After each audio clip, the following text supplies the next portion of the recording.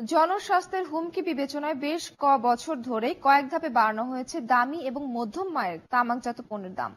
এরপরও বেড়েছে ধূমপায়ীর সংখ্যা। তাদের প্রায় 60% বেশি কম দামের সিগারেটে আসক্ত। গবেষকরা বলছেন, নিম্নমানের এসব সিগারেটের দাম না বাড়ালে ধূমপায়ীর সংখ্যা কমবে না, একই সাথে রাজস্ব আদায়েও গতি আসবে না। আর জাতীয় রাজস্ব বোর্ডের সাবেক চেয়ারম্যান মোহাম্মদ আব্দুল মজিদ বলছেন, সমস্যার সমাধানের প্রয়োজন শুল্কায়ন পদ্ধতির সংস্কার। নাজিব নিয়াজের প্রতিবেদনে থাকছে বিস্তারিত। দেশে ধূমপায়ীর সংখ্যা নিয়ে গেল বছর জরিপ চালায় ক্যাম্পেইন ফর ক্লিন এয়ার নামের একটি প্রতিষ্ঠান। এতে বলা হয়, দেশের মোট জনসংখ্যার 48% ধূমপানে আসক্ত। কিশোরদের মধ্যে এই হার 68%। 2003-04 সালে সৃষ্ট সিগারেটের চতুর্থ স্ল্যাব সুবিধার কারণে দেশে ধূমপায়ীর হার দিন দিন বাড়ছে বলে উল্লেখ করা হয় এ জরিপে, যাদের অধিকাংশই দরিদ্র জনগোষ্ঠীর। উচ্চমানের সিগারেটের উপর বেশি কর দিলাম আর কম মানের বিড়ির উপর দিলাম, যেন গরিবের উপকার করছে। আসলে আমরা গরিবকে মারছি। গরিব মানুষরা যেগুলি বেশি ভোগ করে সেগুলোর উপর অধিক হারে বাড়ানো হোক, যেন এটা একেবারে তাদের ক্রয় ক্ষমতার বাইরে চলে যায়। সে শুধু টাকা নাই বলে যেন খেতে না। তবে বাস্তবতা ভিন্ন।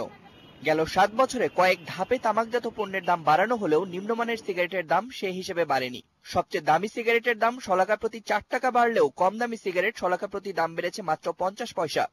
তাই 60%-এর বেশি ধূমপায়ী ঝুঁকেছেন এসব সিগারেটের প্রতি।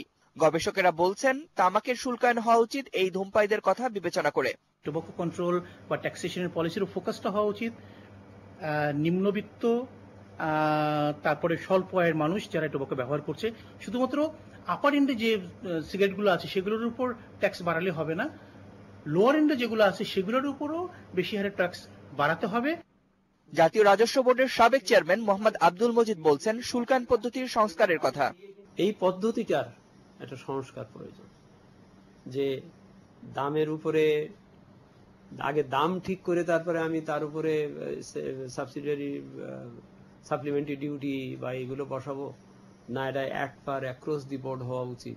এই বিষয়টা এটা অন্যান্য দেশের সাথে তুলনা করে বা সেই সব পদ্ধতির সাথে এখানে একটা সংস্কারের প্রয়োজন আছে। দেশের জাতীয় রাজস্ব আয়ের সবচেয়ে বড় উৎস তামাক। নিম্নমানের সিগারেটে কর বাড়ালে তা দেশের রাজস্ব আয় বৃদ্ধিতে ভূমিকা রাখতে পারে বলে মনে করেন সংশ্লিষ্টরা। নাজিব নিয়াজ, 71, ঢাকা।